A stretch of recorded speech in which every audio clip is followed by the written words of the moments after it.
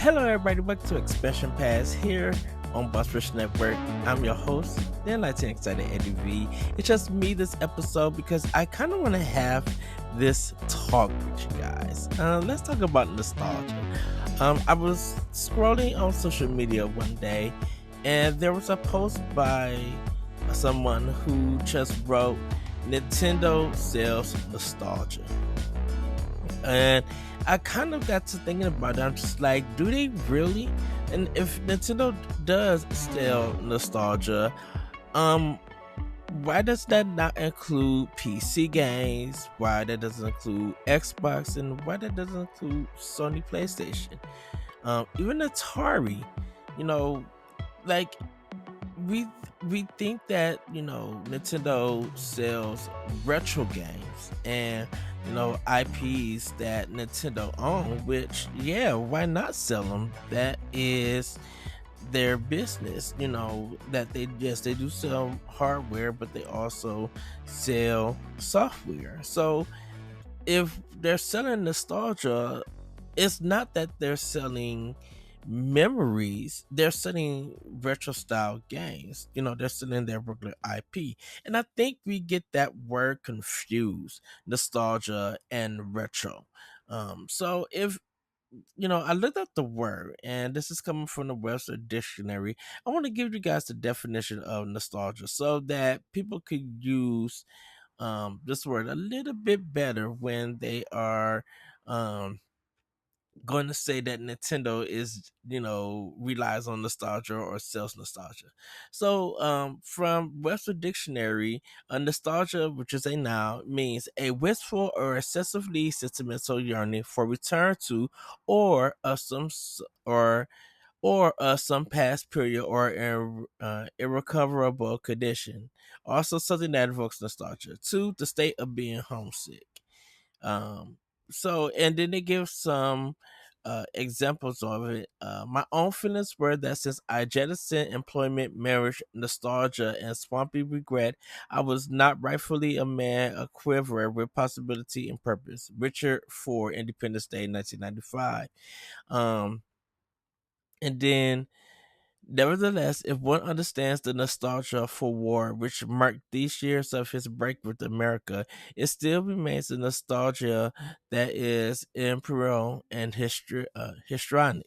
Only once in his career did MacArthur lead as small a body of men as a company. One somehow feels that the ideal of MacArthur, even as a boy in command of anything less than the division, verges on the ludicrous. William Styron MacArthur, October 8th, 1964, and This Quiet Dust and Other Writings in 1982. And then they just get basic. A wave of nostalgia swept over me when I saw my childhood home, and he was filled with nostalgia for his college days. So if we look at the word nostalgia, like I said earlier, it's the memory of a certain past and everything. And when Nintendo is doing, selling games from their well-known IP, they're not selling a time that people will remember. They're just selling their regular IP and sequels or side games in those IP. There's a lot of people who didn't grow up with Nintendo, whether they were in Japan, here in America, or the UK.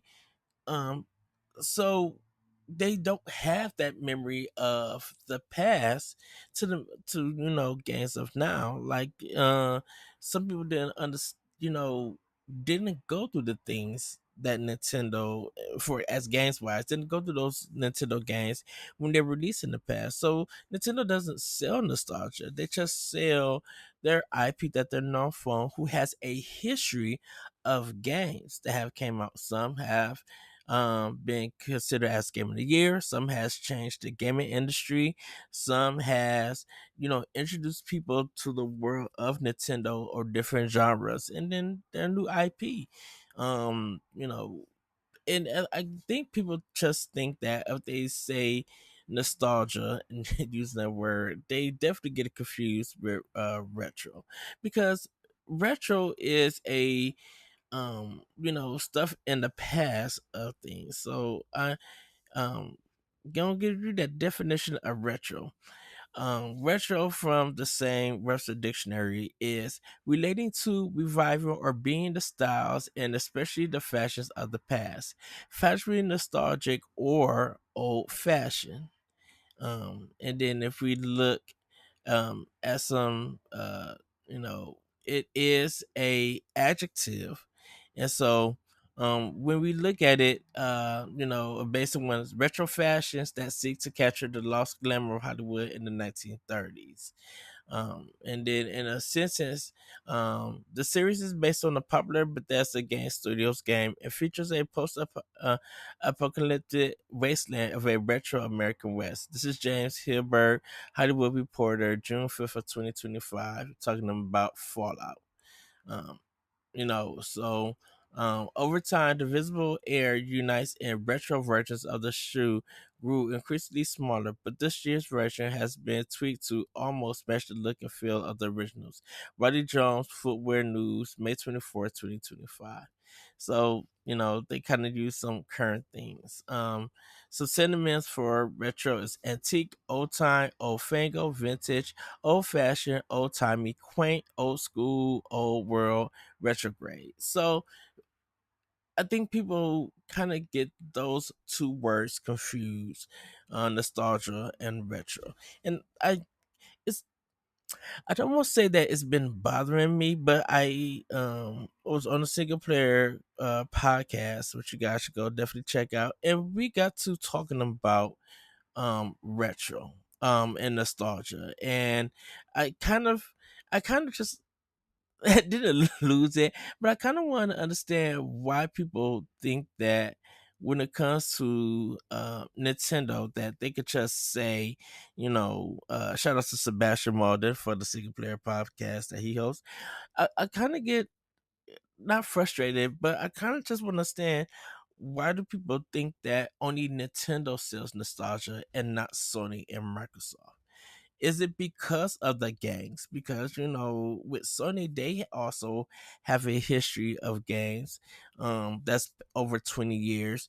Microsoft have a history of gangs that's over 20 years.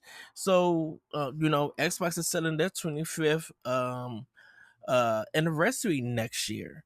And that's from 2000. So it's kind of weird that no one talks about um Microsoft and Sony PlayStation saying that they sell nostalgia or rely on nostalgia, because I'm like, if we're gonna use that term, um definitely Xbox relies on nostalgia. Halo. Look how many Halo games that are out and why people hold Halo to such a high degree. If you grew up in the 2000s and you had an Xbox, you were playing Halo 1. Halo 1 was the game. I won't say it's the equivalent to Half-Life 2 or anything, but Halo 1 was the Mario Brothers of that heyday that you knew. Sony, yeah, they have Final Fantasy 7, but Final Fantasy 7 wasn't Sony's first party. That was Square Enix. I think when Sony really got, of course they had Crash and Ratchet and Clank and all of these other games, the Spiral the Dragon and stuff, but like Sony didn't have really its most number one game until God of War came out. People could not stop talking about God of War and how that changed the action landscape. While um Capcom had Devil May Cry and everything. So it's kind of, I'm like, if we're going to look at it that way, God of War is still like one of Sony's biggest heavy hitters and stuff. Yeah, there's Death Stranding, and there's other games like The Last of Us and Horizon Zero Dawn, but those games, you know, came out way later on powerful hardware. So if we talk about nostalgia from PlayStation, like God of War is gonna be that game, but that's from PlayStation 2, not PlayStation 1.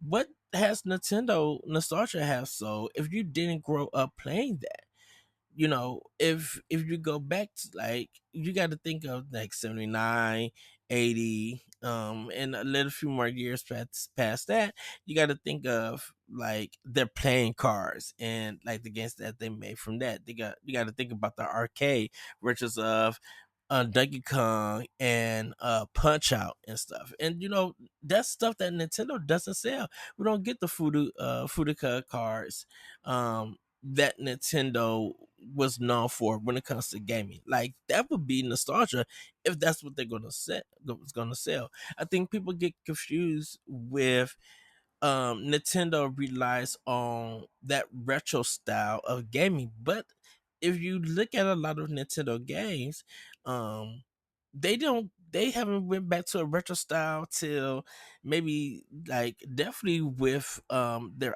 IP. Like Super Mario didn't go back to its retro style until some new Super Mario Brothers for the 3DS and for Wii. They had went 3D as technology advanced.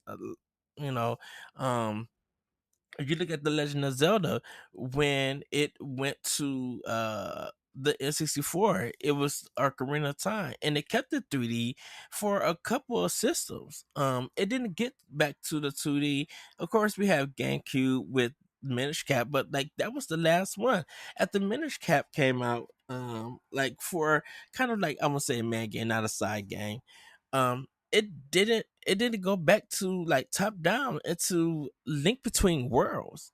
It like oh well, I won't say yeah, probably between Link Between Worlds, and there is the DS Wind Waker style game, that one too.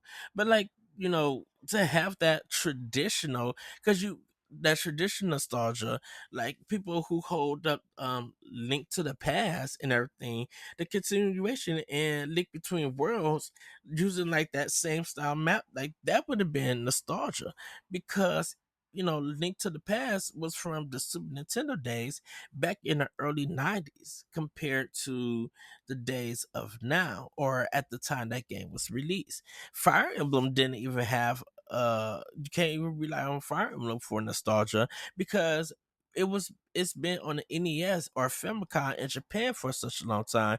We didn't get into like the Game Boy Advance, and then people really didn't get into the series through Fire Emblem Awakening. So how is Nintendo selling nostalgia when there's different points of games in these series and these IPs that Nintendo has had for people to get in, to create those experiences, to look back at, where um these games are memorable and everything. Yamaguchi, who was the president of Nintendo at that time, like he had strict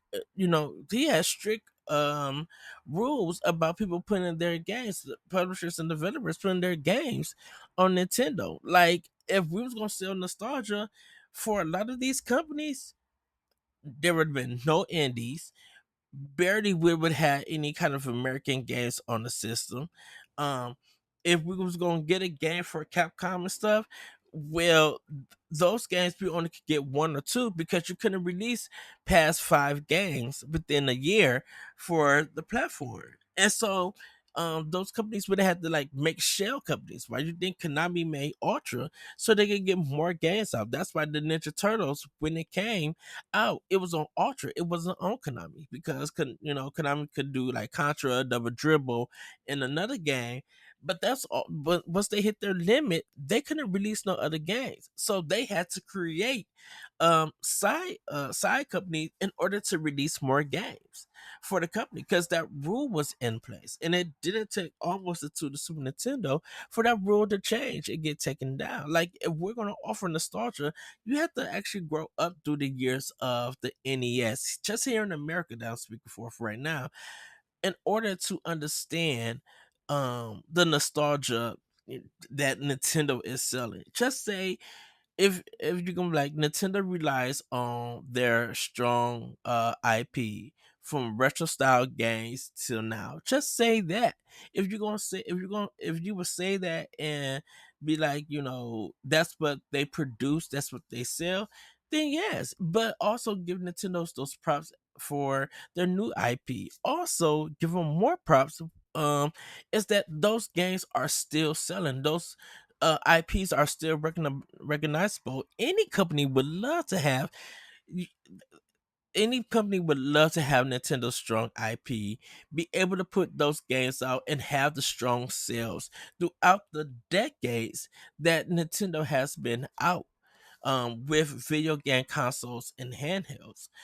We now enter this era with the Switch 2, and we're kind of trying to realize um, what it is that what we're going to see in the future for the console. It We don't know at this time, but I just gotta say I'm excited to see what Nintendo's going to do. I don't think Nintendo just relies on nostalgia, they don't really they don't rely on that. I think there are products that they bring out that might give a nostalgia feel to it, but you have to grow up during those eras of early Nintendo, not just the GameCube and onward, or Wii or Wii U and onward and everything. It just see that these adults who are using that phrase that Nintendo sells nostalgia. You got to be like, well, did you grow up with Nintendo back in the 80s, and part of the 90s? Like, did you grow up? Because if they didn't grow up, then they just really should just say, hey, Nintendo relies on their strong IP, and they use uh, those IP to sell their systems and consoles. All of them do that. PC still do it. Like, why doesn't Steam get it? When Valve opened up this digital store where third party and they were putting their own games and still selling old games, why haven't nobody said anything about that? Why haven't no one talked about nostalgia? Is it because that was catered to the PC community and PC is different than console? Why no one really says about my Xbox and PlayStation? Is it because they don't have a strong lineup of IPs that people remember or recognize? That or has considered them as retro as they came out, or when they started. Why is it just Nintendo? And I think some people love to have the attention to have that discussion and everything when it comes to nostalgia and the retro stuff.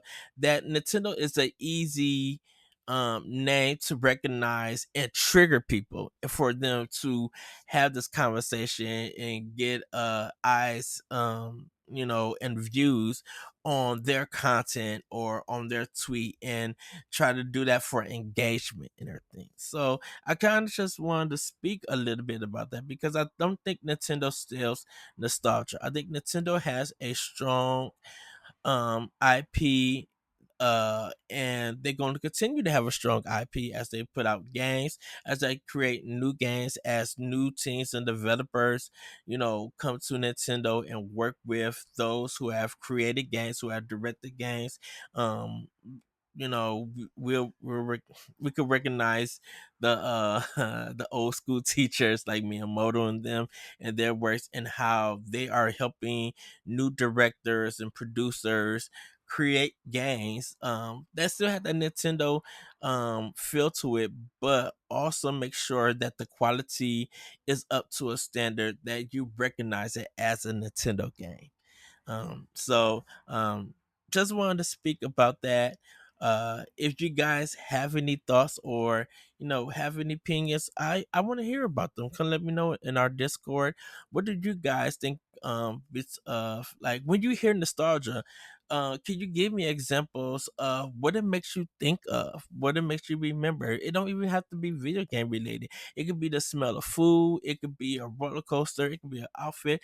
What brings you nostalgia? And then if there are games that you have played that have that retro feel, or you recognize an aesthetic being like a retro style game, also let me know what games have you been playing, or what games that you know of, that showcase that. Because I really think that when we think of Nintendo, we think of their strong IP. We think of Mario, we think of Zelda, we think of um Smash Brothers. Now we think of Fire Emblem and some of their other games, Splatoon, Pikmin, Animal Crossing. We think of those games. So let us know on our Discord at Boss Rush. But then everybody have a great week, have a great weekend, and I will talk to you guys next time here on Expansion Pass. Bye everybody. If you want to see how you can become a Patreon producer, head on over to patreon.com/BossRushNetwork. The Patreon producers for this month are Adriel Munger, Austin Campbell, Celeste Roberts, Sana Dierig, Francisco Santillan, Matthew Keel, Retro Stoy, and Christian S. Thanks for your continued support of the Boss Rush Network.